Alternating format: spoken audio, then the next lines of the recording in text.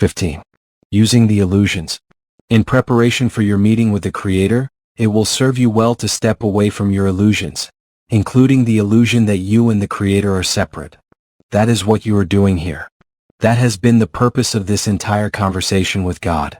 For you seek now to live with the illusions and not within them.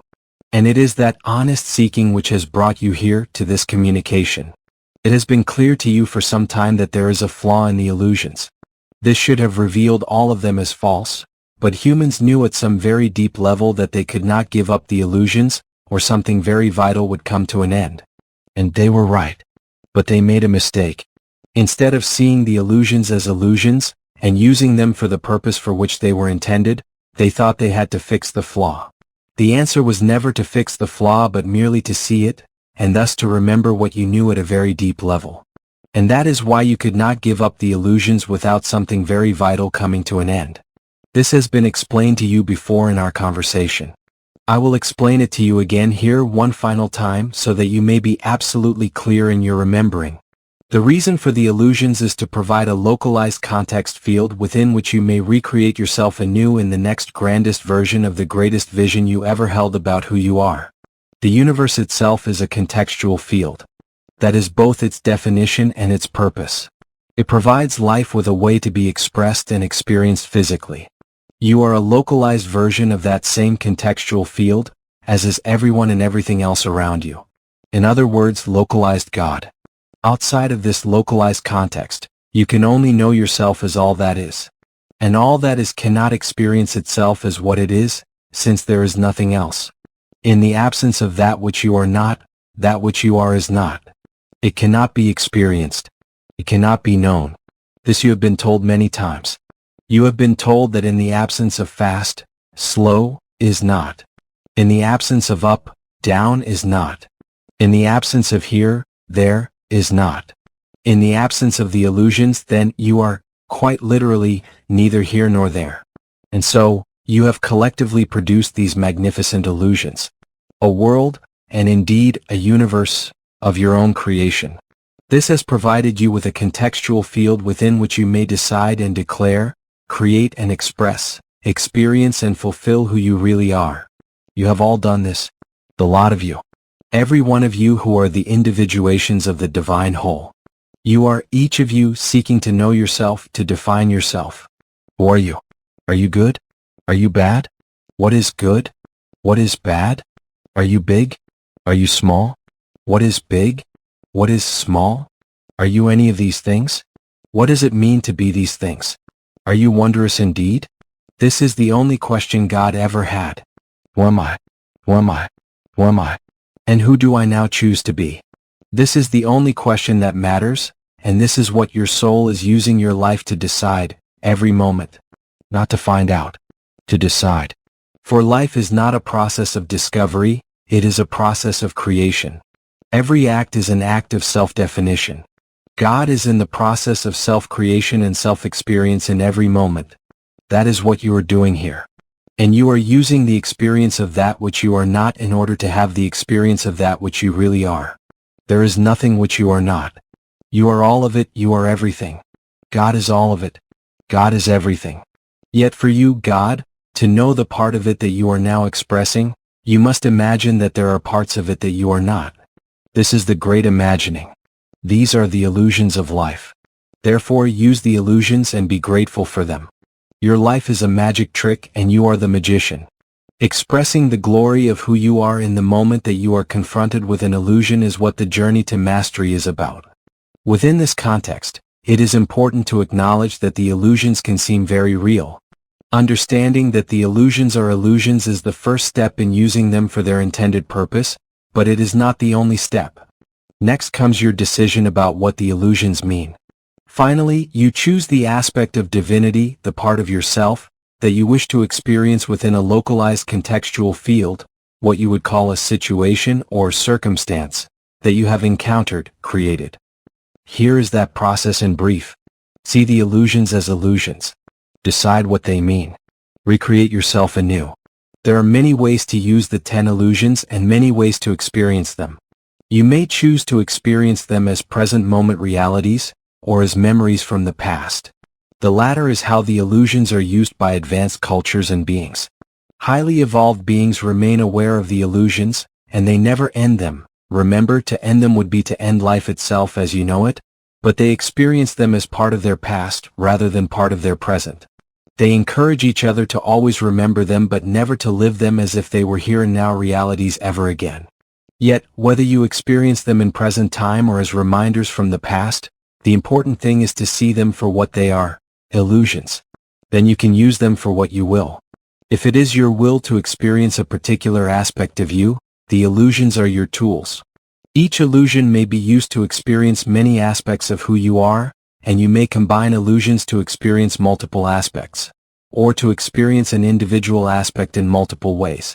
For instance, the first and fourth illusion, need and insufficiency, may be combined to experience a particular nuance of your true being that you might call self-assurance. You cannot feel self-assured if there is nothing to feel self-assured about. By using the illusion of need and insufficiency, you can first entertain the idea that there is not enough, and then overcome it. By doing this repeatedly, you produce the experience of self-assurance, confident that there will always be enough of whatever you need. This experience will be verified and validated by ultimate reality. This is what is meant when it is said that one is entertaining an idea. You are in the process of recreating yourself anew, and this is true recreation. To use another in an infinite number of examples, the second and sixth illusion, failure and judgment, may be combined for a particular effect or experience. You can allow yourself to imagine that you have failed, then you can judge yourself for it or accept the judgment of others. Then you can rise above your failure, raising your fist to the sky with an "I'll show you" attitude and triumph in the end. This is a delicious experience, and most of you have given this experience to yourself many times. Yet if you lose sight of the fact that failure and judgment are illusions, you could find yourself stuck in those experiences, and they will soon seem like harsh realities indeed. The movement away from the harsh realities of life is to step away from the illusions, and to see them for what they really are. Any of the illusions may be combined with any other. Disunity with need, condemnation with superiority, ignorance with superiority, insufficiency and condemnation with failure, and so on. Standing alone or combined with others, the illusions exist as magnificent contrasting contextual fields, allowing you to experience who you really are. It has been said to you many times that, in the relative world, you cannot experience who you are except in the space of that which you are not. The purpose of the illusions is to provide precisely that, a space, a context within which to experience every aspect of yourself, and an opportunity to choose the highest aspect of which you can then conceive in any given moment. Do you understand now? Do you see? Good. Let's look at the illusions one by one now, with some examples of how they may be utilized to recreate yourself anew in the way that has been described here. The first illusion, the illusion of need, may be used to experience the huge aspect of who you are that you might conceptualize as that which needs nothing. You need nothing to exist, and you need nothing to continue existing forever. The illusion of need creates a contextual field within which you can have the experience of that. It is when you step outside of the illusion that you experience ultimate reality. The illusion creates a context within which ultimate reality may be understood. The ultimate reality is that everything you think you need, you already have. It exists inside of you. Indeed, it is you. You are what you need, and, therefore, you give yourself everything you need in any given moment. This means, in effect, that you need nothing at all. To understand this, and to know it experientially, you must see the illusion of need as an illusion.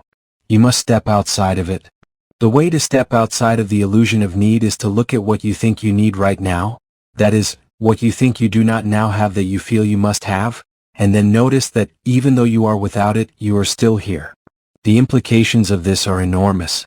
If you are here, right now, without what you think you need, then why do you think you need it? That is the key question. It will unlock the golden door, the door to everything. The next time you imagine that you need something, ask yourself, why do I think I need this? This is a very liberating inquiry. It is freedom in 7 words. If you are seeing clearly, you will realize that you do not need whatever it is, that you never did need it, and that you have been making it all up. Even the air you breathe you do not need. You will notice this the moment you die. Air is something that only your body needs, and you are not your body. Your body is something that you have, it is not something that you are. It is a wonderful tool. Yet you do not need your present body to continue the process of creation. This information may be esoterically pleasing but may do nothing to alleviate your fear of losing your body, your family, and the circumstance in which you find yourself.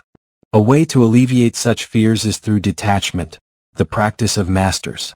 Masters have learned to achieve detachment before they have evidence that the life of the body is an illusion. For those not operating at the level of mastery, the experience of what you call death is often needed to provide this evidence. Once you are away from your body, that is, once you have died, you will realize immediately that this state of being is not the dreaded experience of which you have heard, and is, in fact, an experience of glorious wonder. You will see, too, that it is infinitely preferable to being tied to your physical form, whatever attachments your most recent form may have created. Detachment will then be a simple matter. Yet you can master life while in your physical form, and do not have to wait until you are removed from it to know the glory of life, and of who you are. You can do this by achieving detachment before you die. And you can achieve this through the simple expediency of stepping away from the illusion of need. This stepping away is accomplished through a deeper comprehension of both life and death, including the knowledge that death as you have conceived of it does not exist, and that life goes on forever. When you understand this, it becomes possible to detach from anything in life, including life itself, because you know, given that life goes on forever, that you may have those attachments again, as well as others that you might have thought you would never more experience. All of your earthly attachments, in fact, may be experienced in what you call the afterlife, or in any future life, and so, you will have the experience that you have lost nothing at all. Gradually, you will release yourself from your attachments, as you become aware of the extraordinary opportunities for continued expansion and growth that never-ending life offers you. Yet you will never stop loving those you have loved, in this or any other lifetime, and you will experience full oneness with them at the level of essence at any time that you wish. Should you miss someone who is still living with a physical body on earth, you can be with them with the speed of your thought. Should you miss someone who has already left the body, a loved one who has died before you will be reunited following your own death, if that is what you choose, or at any moment that you wish, again with the speed of your thought. This is only part of the wonder of what is to come. I will tell you more, much more, in a future communication focusing on the experience of dying with God. You cannot die without God, but you can imagine that you are doomed. This is your imaginary hell, the fear of which has sponsored every other fear you have ever had. Yet you have nothing to fear and there is nothing you need, for not only is it impossible for you to die without God, it is also impossible for you to live without God.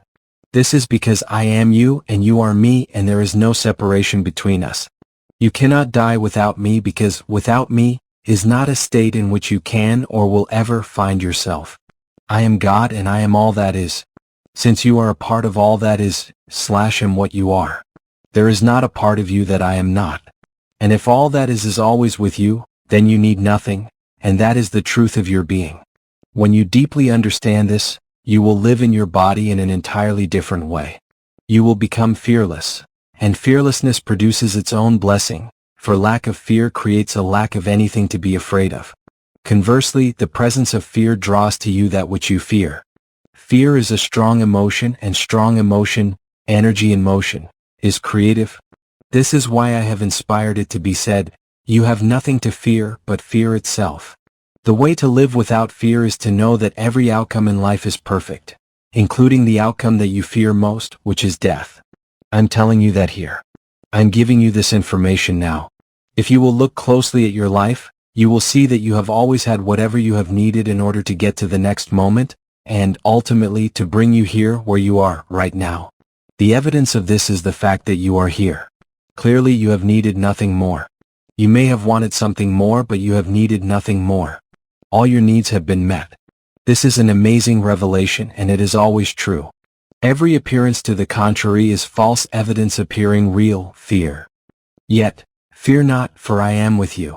When you know that everything turns out perfectly and there is nothing of which to be afraid, conditions that you would once have defined as fearful are seen in an entirely different light. Indeed, they are seen in the light rather than in the darkness, and you begin to call your fears adventure. Such a recontextualization can change your life. You can live without fear, and you can experience the glory for which you were created. Seeing the illusion of need as an illusion allows you to use the illusion for the purpose for which it was intended, as a tool with which you can experience this glory and know yourself as who you really are. Using the illusion that you need your body, for instance, motivates you to protect it, to care for it, to make sure it is not abused. In this way, the body may be used for the greater glory for which it was intended. Using the illusion that you need a relationship likewise motivates you to protect that relationship, to care for it, to make sure it is not abused. In this way, the relationship may be used for the greater glory for which it was intended. The same is true of anything that you imagine that you need. Use the imagining. Use it in very practical ways. Yet know that it only serves you when you see that it is an illusion. As soon as you believe that the illusion is real, then you turn caution, a very purposeful use of an illusion, into fear and begin to cling. Love becomes possession, and possession becomes obsession. You have fallen into the trap of attachment. You have become lost in the illusion. And when you are lost in the illusion of need, you are lost indeed. For the illusion of need is the biggest illusion of all. It is the first illusion and the most powerful. It is the illusion upon which all other illusions are based. Who you are is that which is without need, and it is who you are that is lost. It is often said of a person that he is just trying to find himself. And that is very true. What you are all trying to find is yourself. Yet you will not find that self anywhere outside of you. What you are looking for can only be found within. Remember what I have told you, if you do not go within, you go without. Only within can you find your answer to the question, why do I think I need this external person, place, or thing? Only within can you remember that you do not.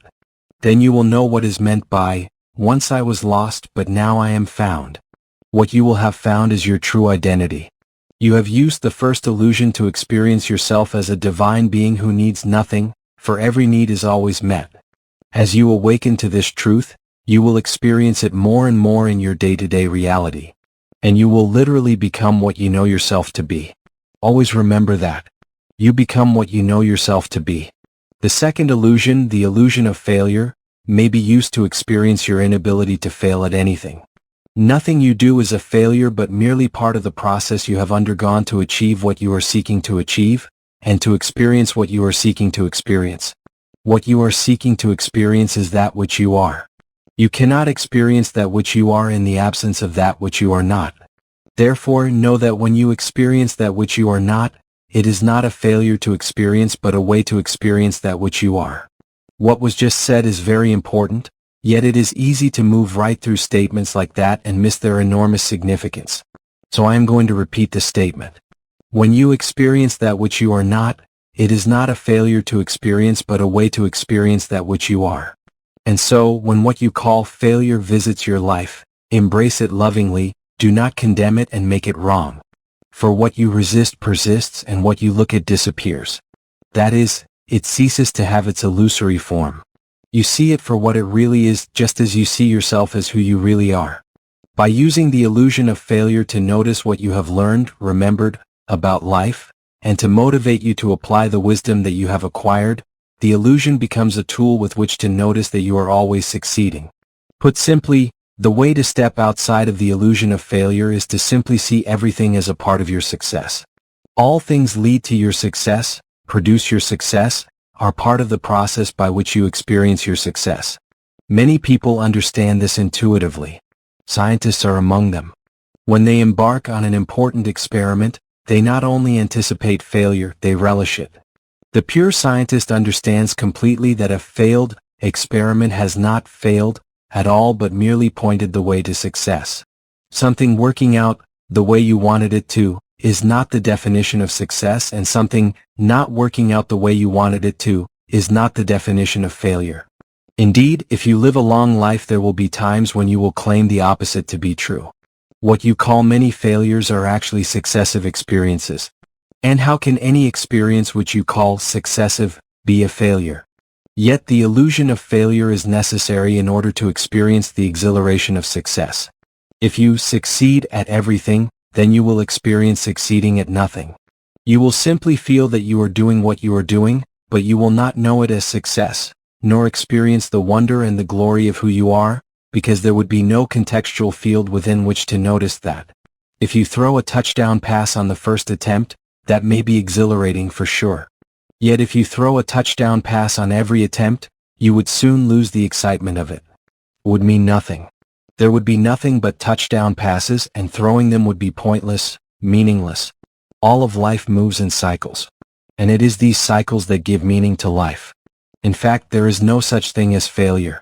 There is only success, manifesting in its many aspects. There is also no such thing as that which is not God.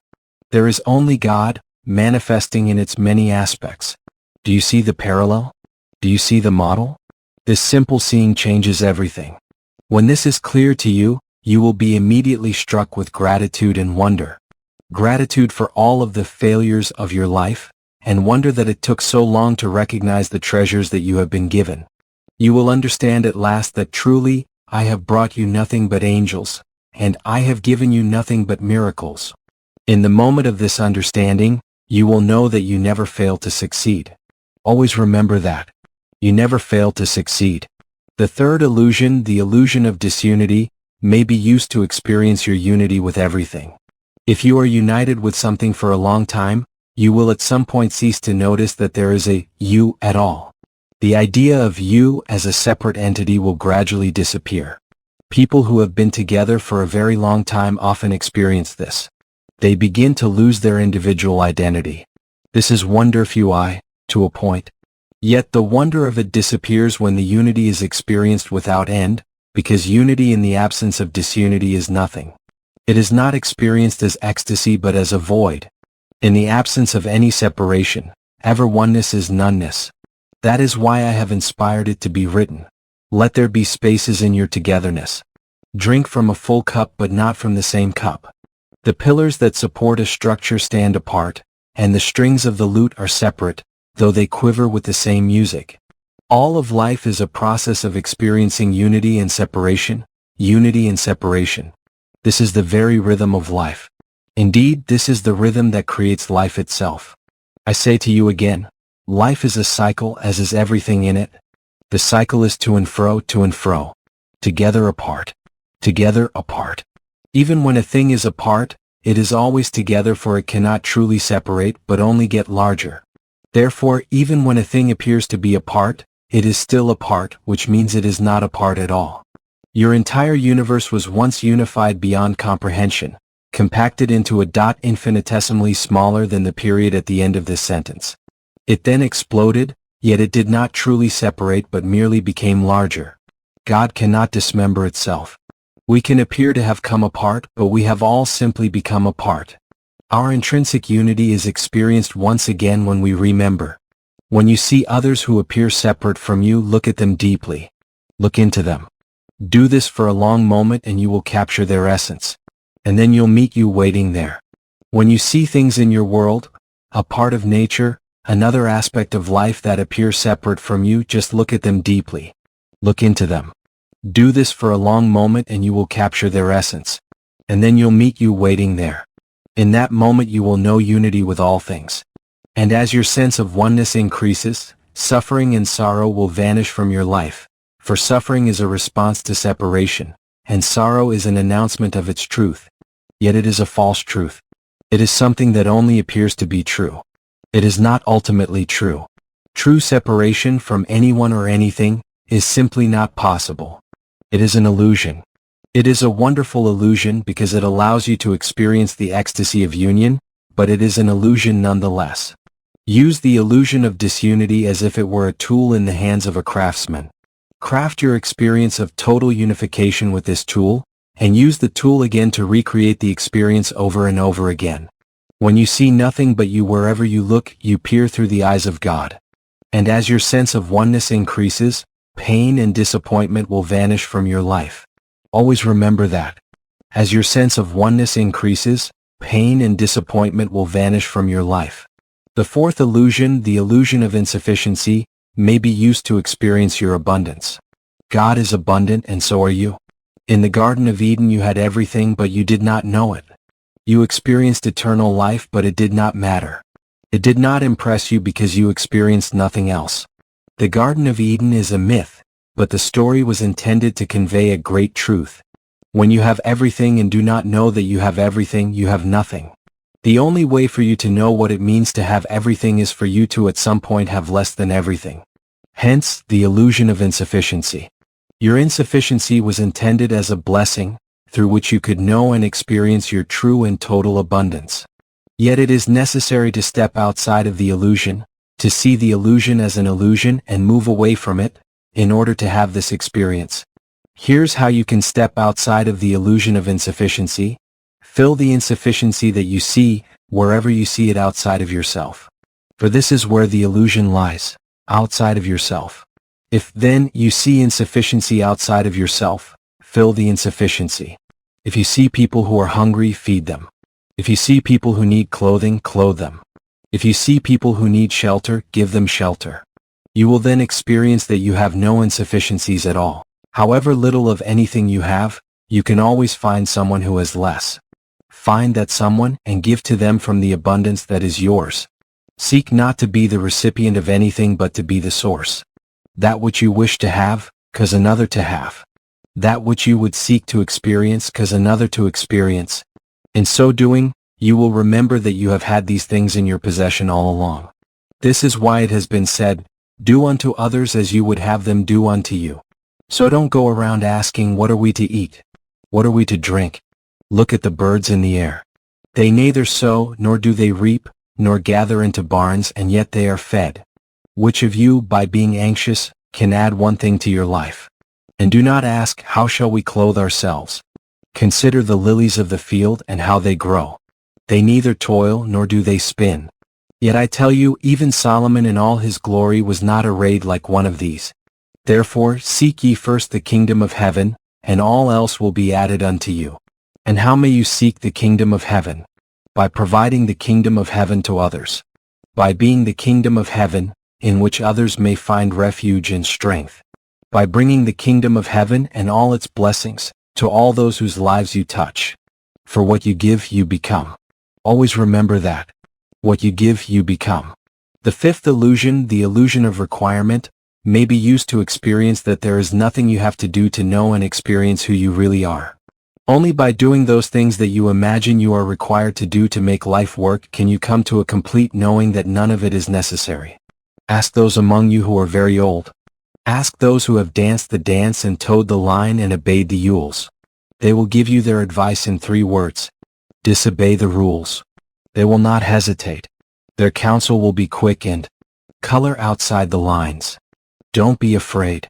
Listen to your heart. Don't let anyone tell you what to do. At the end of your life you will know that nothing you have done will matter, only who you have been while you have done it. Have you been happy? Have you been kind? Have you been gracious? Have you been caring and compassionate and considerate of others? Have you been generous and sharing and, most of all, have you been loving? You will see that it is who you have been, not what you have done, that matters to your soul. And you will see that it is your soul, after all, that is who you are.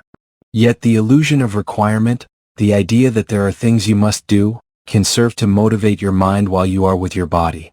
It is useful as long as you understand at some level that it is an illusion, and that nobody has to do anything that they don't want to do. For most people this truth is both incredibly freeing and incredibly frightening. The fear is that if human beings were really allowed to do only what they wanted to do, nothing that truly needs to be done would ever get done. Who would take the garbage out? Seriously. Who would do the things that nobody wants to do? That is the question, that is the fear. Humans believe that, left to their own devices, people would not do what needs to be done to keep life going. That fear is unfounded. Humans, it would be discovered, are pretty wonderful beings. And in a community where there were no rules, no regulations, and no requirements, there would still be plenty of people who would do the things that need to be done. In fact, there would be very few who would not, for they would be uncomfortable being known as non-contributors. And that is what would change if there were no rules, regulations, or requirements. What would change is not what is being done, but why it is being done. The why of doing would be altered. Instead of doing things because they are told they must, humans would do what they do because they choose to, as an expression of who they are. This is, in truth, the only real reason to do anything. But it reverses the entire doing-being paradigm. The way humans have constructed the paradigm, one does something and then one is something. Under the new paradigm, one is something and then one does something. One is happy and then one does what a happy person does. One is responsible and then one does what a responsible person does. One is kind and then one does what a kind person does. One does not do responsible things in order to be responsible. One does not do kind things in order to be kind. This only leads to resentment, after all I've done, because it assumes that all the doing will be rewarded. And that is precisely what you have deemed the purpose of heaven. Heaven has been held out as your eternal reward for all the things you have done while on earth, and for not doing the things you were not supposed to do. So you have decided that there must also be a place for people who have not done good things, or who have done things they were not supposed to do. You have called this place hell. Now I come to tell you this: there is no such place as hell. Hell is a state of being. It is the experience of separation from God, and imagining that you are separate from your very self and cannot be reunited. Hell is forever trying to find yourself. What you have called heaven, too, is a state of being. It is the experience of oneness, the ecstasy of reunification with all that is.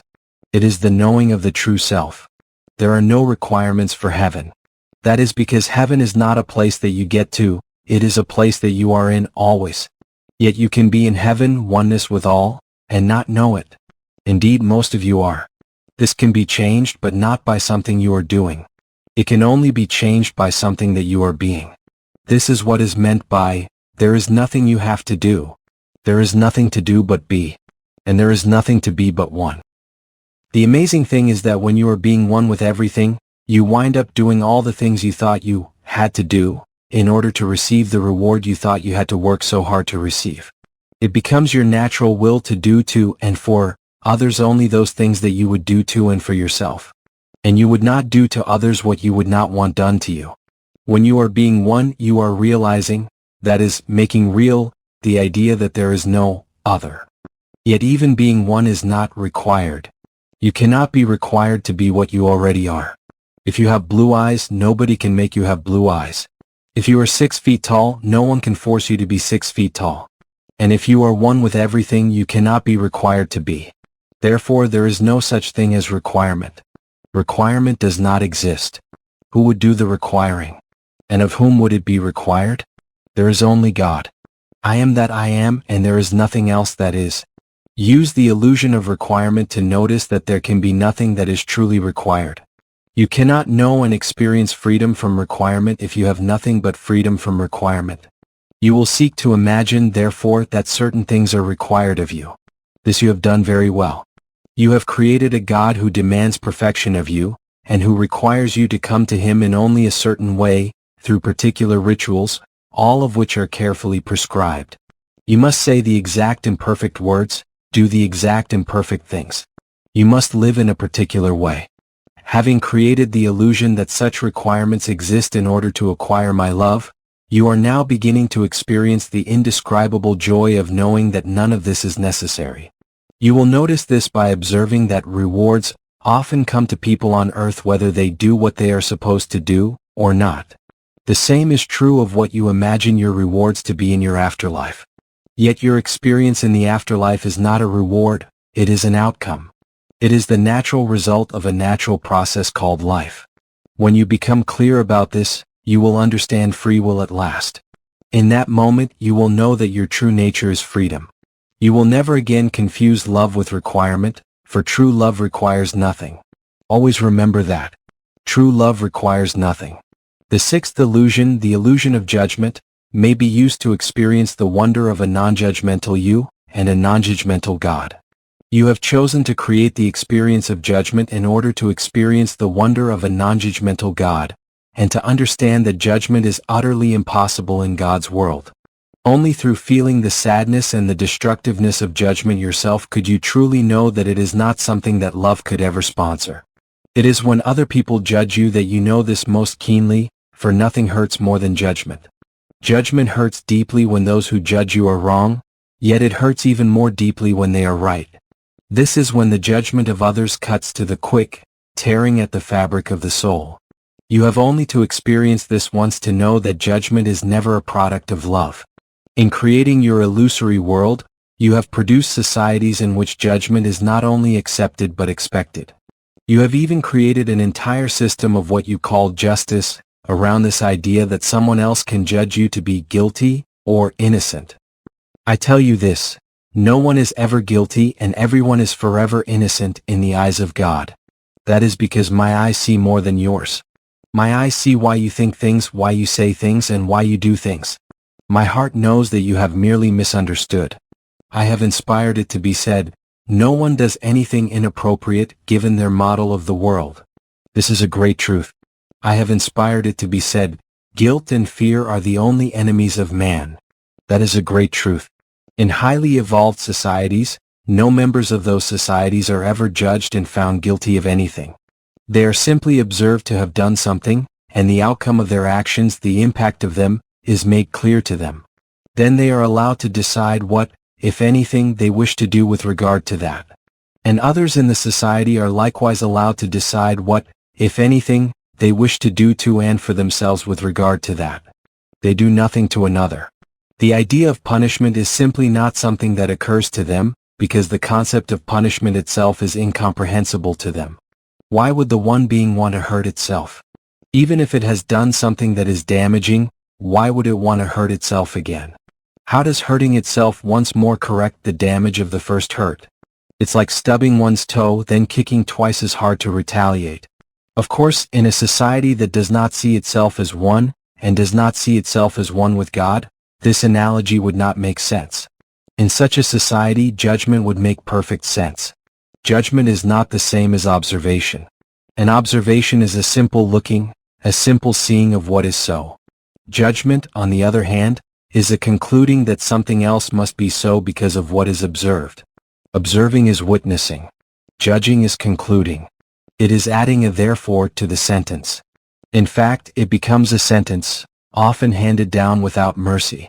Judgment sears the soul, for it brands the spirit with an illusion of who you are, ignoring the deeper reality. I will never judge you ever.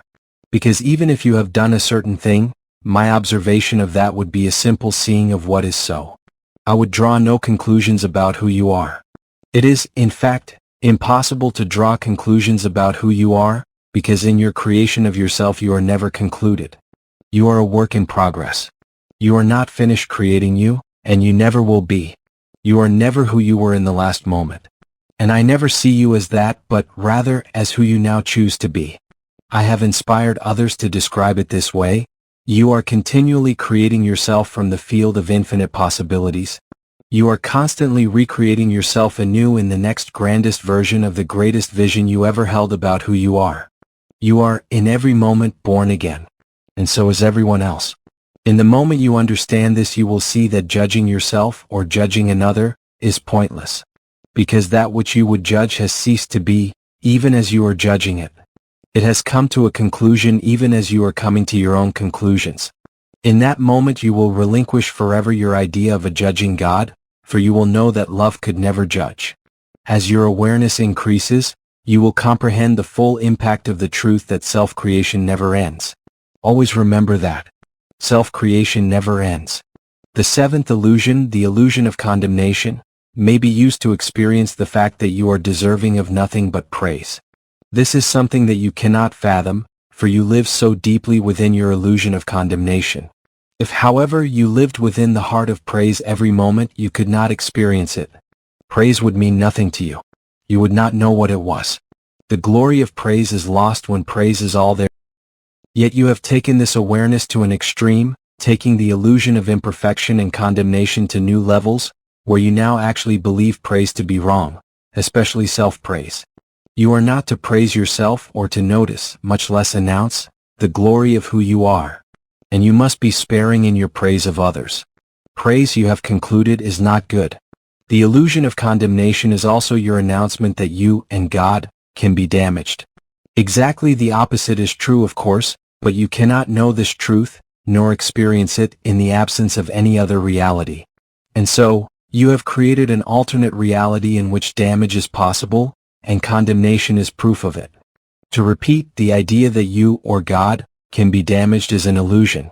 If God is the all in all and I am, and if God is the most powerful and I am, and if God is the supreme being, it is true, then God is incapable of being hurt or damaged. And if you are made in the image and likeness of God, and you are, then you cannot be hurt or damaged either.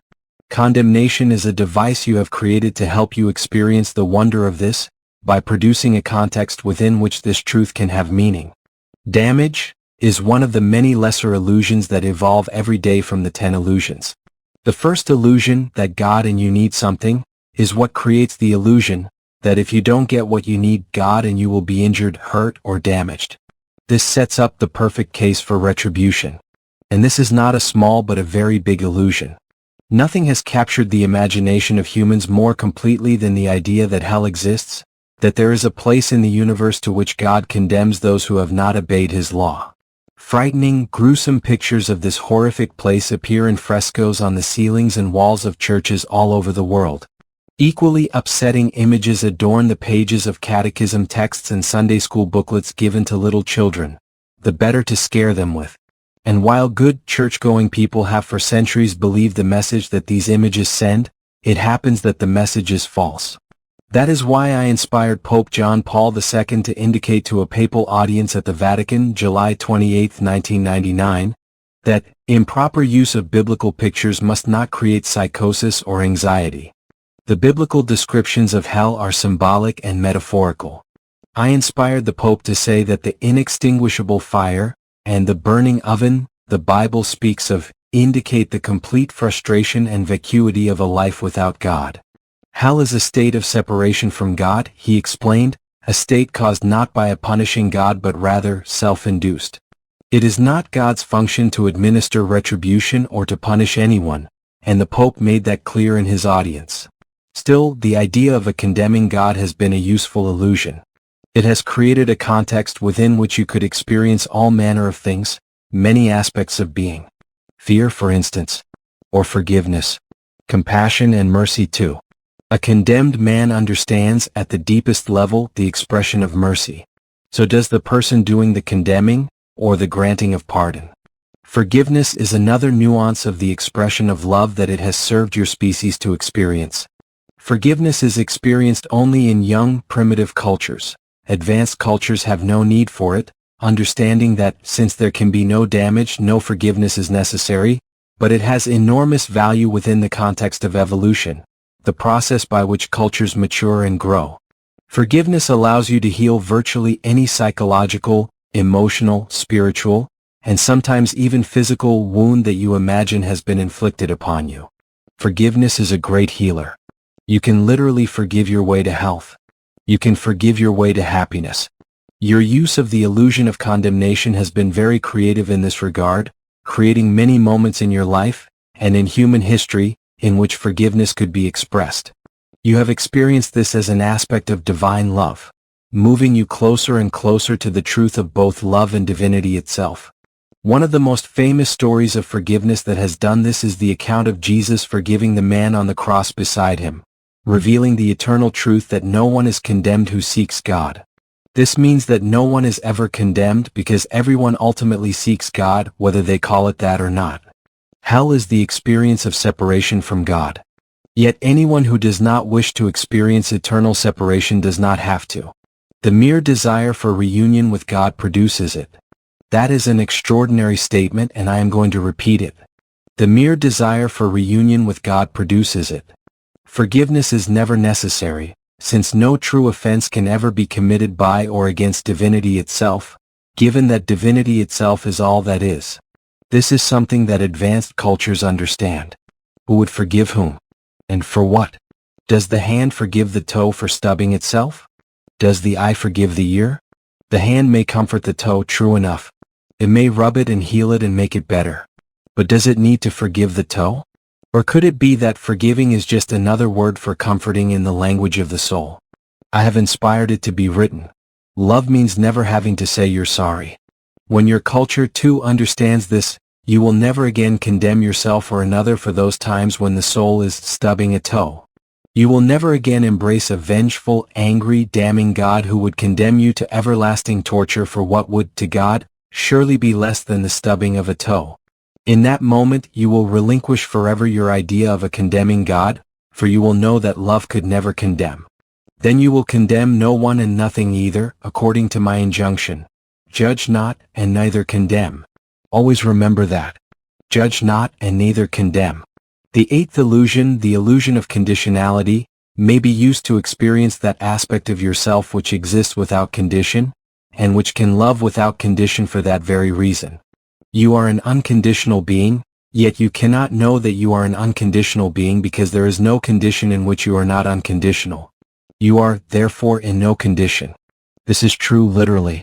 You are in no condition to do anything. You can only be. Yet pure beingness does not satisfy you. For this reason, you have created the illusion of conditionality. This is the idea that one part of you, one part of life, one part of God, depends upon another in order to be. This is an outgrowth or an enlargement of your illusion of disunity, which in turn springs from your illusion of need, which is the first illusion. There is really only one illusion, and all other illusions are an enlargement of that, as I have said repeatedly. It is from the illusion of conditionality that what you call relativity was created. Hot and cold, for instance, are really not opposites but the very same thing in a different condition. Everything is the same thing. There is only one energy, and that is the energy you call life. The word God may be used interchangeably here. It is the individual and specific vibration of this energy that you refer to as a. Under certain conditions, certain things occur and appear to be what you would call true. For instance, up is down and down is up, under certain conditions. Your astronauts learned that in outer space, definitions of up and down disappeared. Truth changed because conditions changed. Changing conditions create changing truth. Truth is nothing more than a word meaning, what is so right now. Yet what is so is always changing. Therefore truth is always changing. Your world has shown you this. Your life has demonstrated this to you. The process of life is, in fact, change. Reduced to one word, life is change. God is life. Therefore God is change. In one word, God is change. God is a process. Not a being but a process. And that process is called change. Some of you might prefer the word evolution. God is the energy that evolves. Or, that which becomes. That which becomes needs no special condition in order to become. Life simply becomes what it becomes, and in order for you to define it, describe it, quantify it, measure it, and try to control it, you ascribe certain conditions to it. Yet life has no conditions. It simply is. Life is what it is. I am that I am. You may now fully understand this ancient enigmatic statement for the first time. When you know that conditions must appear to exist in order for you to experience non-conditionality, that is, in order for you to know God, you will bless the conditions of your life and every condition that you have ever experienced. These conditions have allowed you to experience that you are larger than any of them. Larger than all of them combined. Your life has shown you this. Think of this for a moment and you will see that this is true.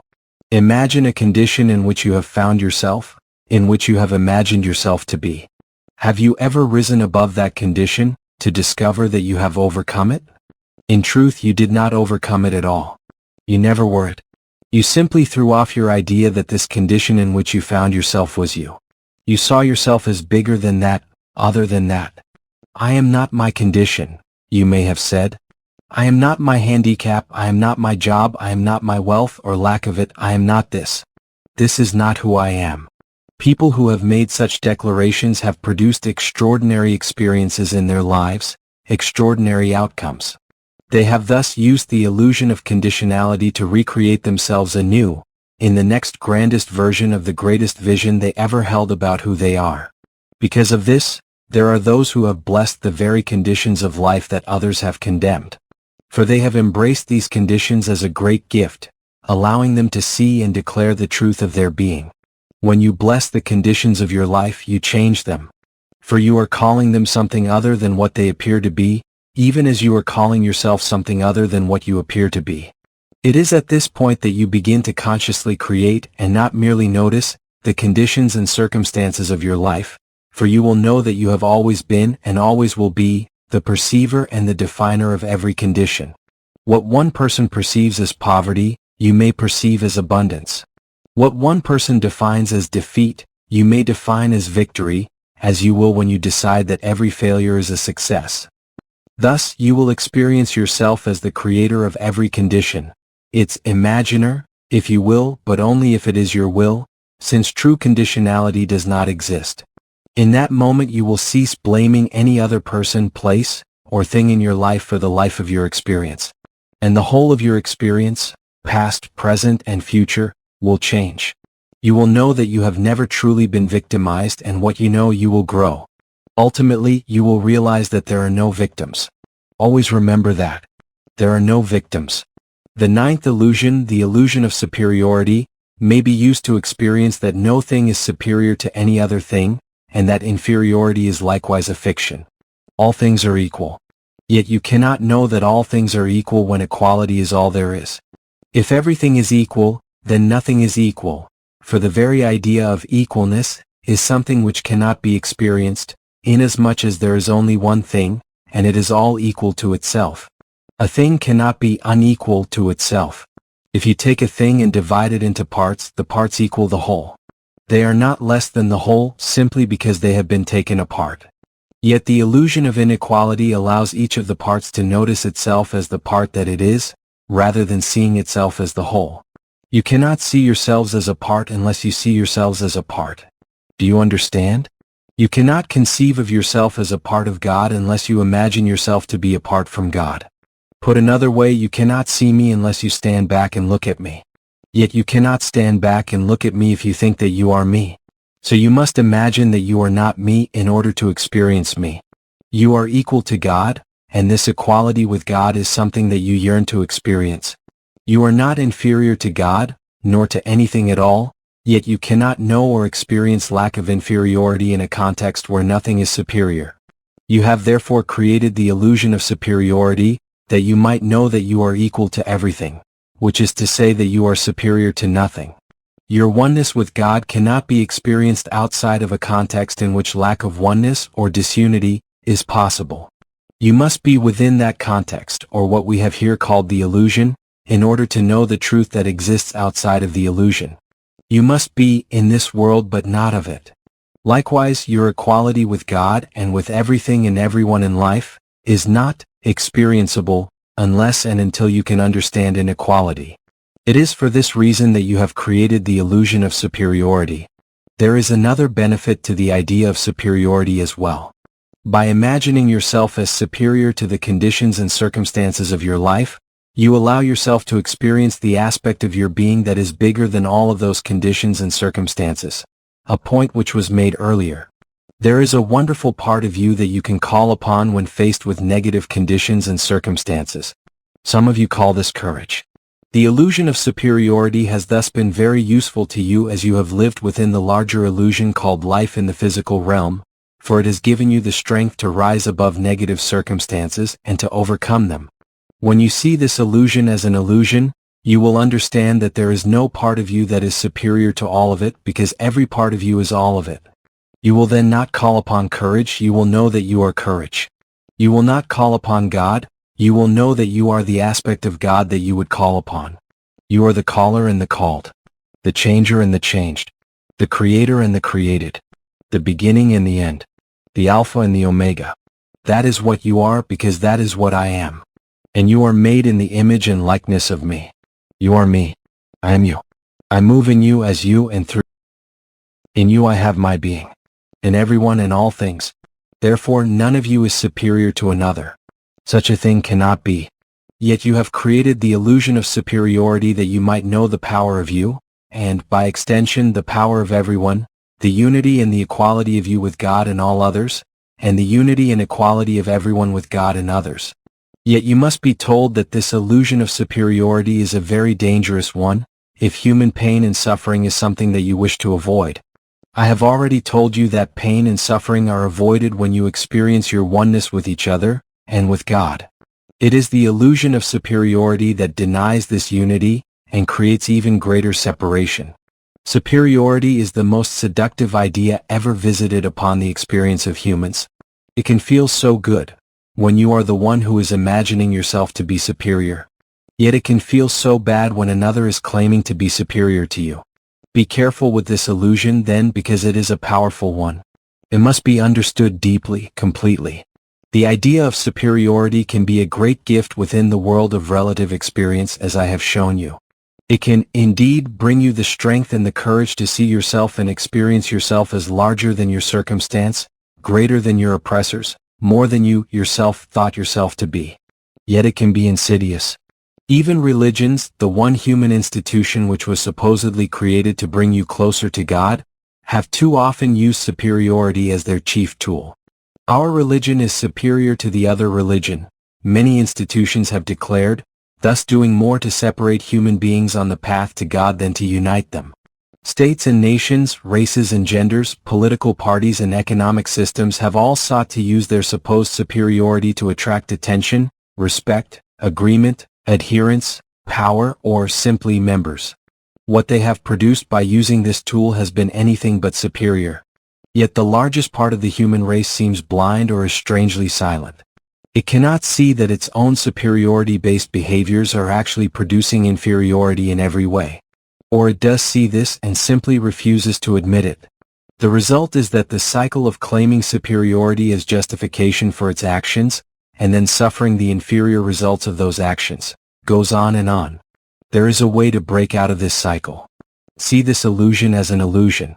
Understand and know at last that we are all one. The human race and all of life is a unified field. It is all one thing. There is, therefore, nothing to be superior to and nothing that is superior to you. This is the essential truth of the life experience. Is the tulip superior to the rose? Are the mountains more majestic than the sea? Which snowflake is the most magnificent? Is it possible that they are all magnificent, and that, celebrating their magnificence together, they create an awesome display? Then they melt into each other and into the oneness. Yet they never go away. They never disappear. They never cease to be. Simply they change form. And not just once, but several times. From solid to liquid, from liquid to vapor, from the seen to the unseen, to rise again, and then again to return in new displays of breathtaking beauty and wonder. This is life, nourishing life. This is you. The metaphor is complete. The metaphor is real. You will make this real in your experience when you simply decide that it is true and act that way. See the beauty and the wonder of all whose lives you touch. For you are each wondrous indeed, yet no one more wondrous than another. And you will all one day melt into the oneness, and know then that you form together a single stream. Such a knowing will change the entirety of your experience on earth. It will change your politics, your economics, your social interactions, the way you educate your young. It will bring you at last heaven on earth. When you see that superiority is an illusion, you will know that inferiority is an illusion as well. Then you will feel the wonder and power of equality, with each other and with God. Your idea about yourself will become larger, and the reason for the illusion of superiority will have been realized. For the larger your idea of you, the larger will be your experience. Always remember that. The larger your idea of you, the larger will be your experience. The 10th illusion, the illusion of ignorance, has produced the idea that you don't know any of this, that everything which has just been said is new to you, and that you can't comprehend it. This illusion allows you to continue living in the realm of relativity.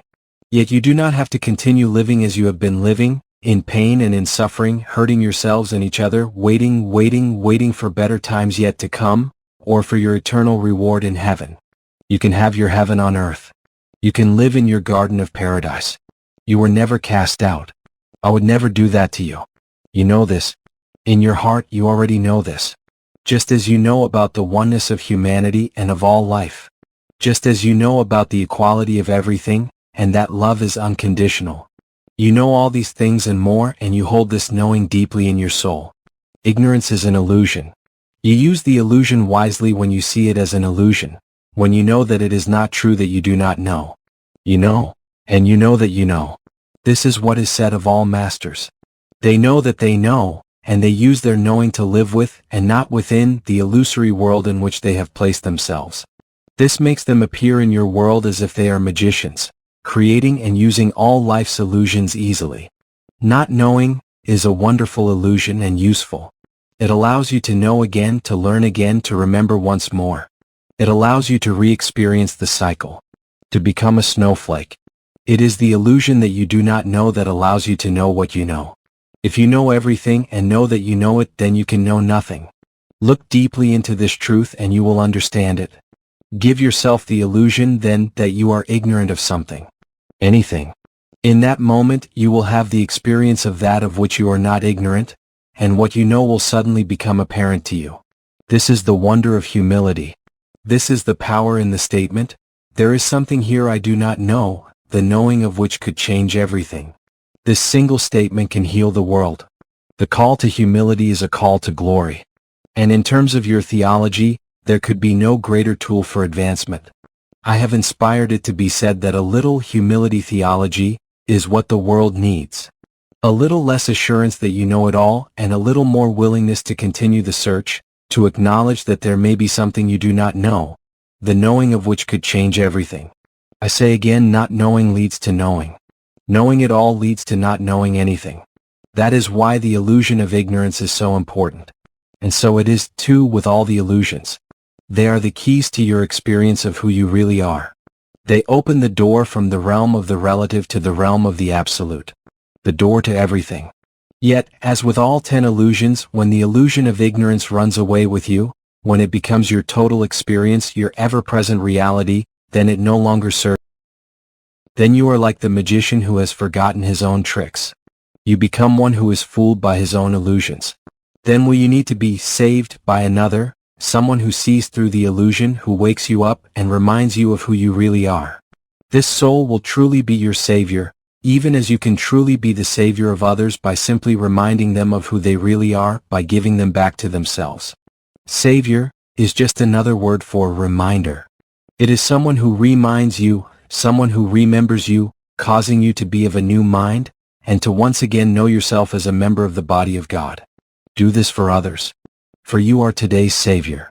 You are my beloved, in whom I am well pleased. You are the one I have sent to bring the others home. Therefore step out of the illusion but not away from it. Live with it but not within it. Do this and you will be in this world but not of it. You will know your own magic, and what you know you will grow. Ever larger will be your idea about your magic, until you one day understand that you are the magic. Always remember that. You are the magic. When you use the illusion of ignorance, no longer living it but simply using it, you acknowledge and admit that there is much that you still do not know, do not remember, yet this very humility raises you beyond the humble, causing you to understand more, remember more, become more aware. Now you are among the conoscenti, those who know.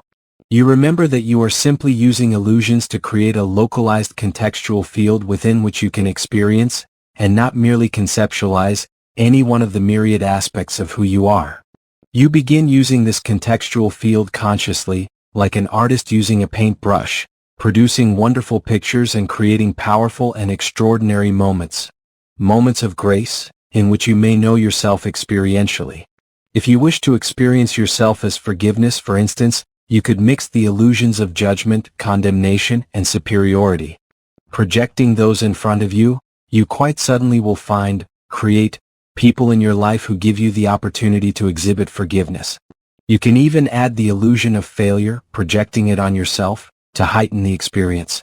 Finally, you can use the illusion of ignorance, to pretend that you don't know you are doing all of this. If you want to experience yourself as compassion or as generosity, you might mix the illusions of need and insufficiency to create a contextual field within which to express those aspects of divinity within you. You may then find yourself walking down the street, confronted by beggars. Strange, you may say to yourself, I have never seen beggars on this corner before. You feel compassion for them and it touches your heart. You feel generosity stirring within you and you reach into your pocket and give them some money. Or perhaps a relative will call and ask for financial help. You could choose to feel any one of many aspects of your being in that moment. But on this occasion you choose kindness, caring, and love. You say, of course, how much do you need? But be careful, because if you are not careful, you will not understand how the beggar on the street or how the relative on the phone found their way to your life. You will forget that you put them there. If you fall too deeply into the illusion, you will forget that you have called every person, place, and event of your life to you. You will forget that they are there to create the perfect situation, the perfect opportunity, to know yourself in a particular way. You will forget my grandest teaching. I have sent you nothing but angels. You may cast my angels as villains in your story. If you are not careful, you will see yourself as the victim, rather than the beneficiary, of the many moments of grace that have come into your life, not all of which will be initially welcome, but all of which will hold a gift for you. Or you may decide to become a beneficiary in a way other than the one you had initially chosen. You may decide, for instance, that not only do you wish to experience compassion but also power and control. You may continue giving to the same beggar, going down to the same corner every day at the same time, until the two of you establish a ritual. You may continue giving to that relative, mailing a check every month, until the two of you establish a ritual. Now you are in control. You have the power. You have disempowered them, literally taken their power to recreate their lives away from them, so that you may feel glorified, gratified, and powerful. Suddenly they cannot function without you. Neither the beggar nor the relative, both of whom existed for years on the planet without your help at all, can function without you. You have rendered them dysfunctional, and have created a dysfunctional relationship with them. Instead of helping them out of the pit by throwing them a rope and pulling them up, you have tossed the rope into the pit and jumped in after it. Watch carefully, then, your motivation for doing anything. Keep looking at your agenda. Monitor closely what aspect of your being you are experiencing. Is there a way to experience that without disempowering another? Is there a way to remember who you are without inviting someone else to forget who they are? These are some of the ways you may use the 10 illusions, and the countless smaller illusions beneath them. Now you see, now you understand, now you remember how the illusions are used. Remember what was said earlier. It is not necessary to use illusions in the present moment in order to create a contextual field within which to experience higher aspects of yourself. Advanced beings not only step outside of the illusions but away from them. That is, they put the illusions behind them and merely use the memory of them to create that contextual field. Whether you use them in memory form or in physical form in your present moment, you employ them every day. Yet if you are not using illusions consciously, if you do not know that you have been creating them and why you have done so, you could imagine yourself to be at the effect of your life, rather than at cause in the matter. You could think that life is happening to you rather than through you. This is what you may not have known, the knowing of which could change everything. With regard to all that is happening in your life, you are at cause in the matter. You understand this perfectly when you step outside of the illusions. You experience this in your body at the cellular level, when you experience communion with God. It is this for which every soul yearns. It is this that is the ultimate purpose of all of life. You are on a journey to mastery, returning to oneness, that you may know the wonder and the glory of God in your own soul, and express it through you, as you, in 1,000 ways over 1,000,000 moments and countless lifetimes that reach to eternity.